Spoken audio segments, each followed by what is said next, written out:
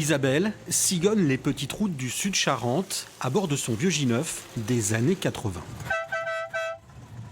Dans son épicerie ambulante, il y a tout ce qu'il faut. Des produits secs, des conserves, des fruits et légumes frais et même des piles. Plus qu'un simple commerce, un moment d'échange pour ces personnes souvent isolées. Bonjour.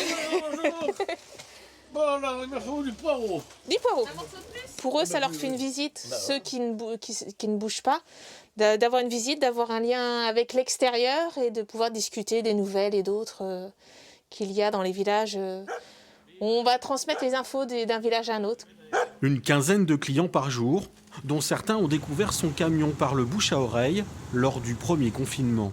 C'est le cas d'Anne-Marie qui vient faire les courses pour sa maman. Bonjour. Et bonjour madame, comment allez-vous? Ça va et vous? Très bien. Ouais. C'est bien plus pratique. Ouais. Surtout quand on n'est pas sur place.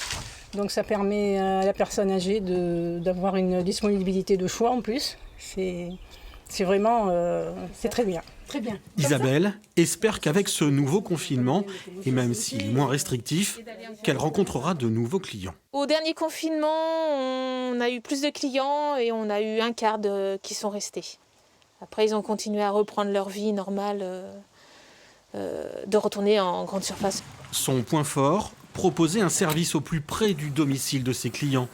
Comme ici, avec Guy et Jean-Luc, approvisionnés une fois par semaine. On a une grosse tranche de jambon. Le jambon aussi? Ah oui. On ne conduit plus ni l'un ni l'autre, alors c'est superbe. Oh oui, alors Oh, c'est vraiment magnifique. un bel avantage. Elle est tellement fermentante. Eh bien, ça nous fait une bonne visite. Isabelle propose même un service aux petits oignons en portant les paniers jusqu'au domicile. C'est tourné 3 après-midi par semaine, une aubaine pour les personnes âgées en milieu rural dont le confinement est peut-être un peu plus difficile à vivre.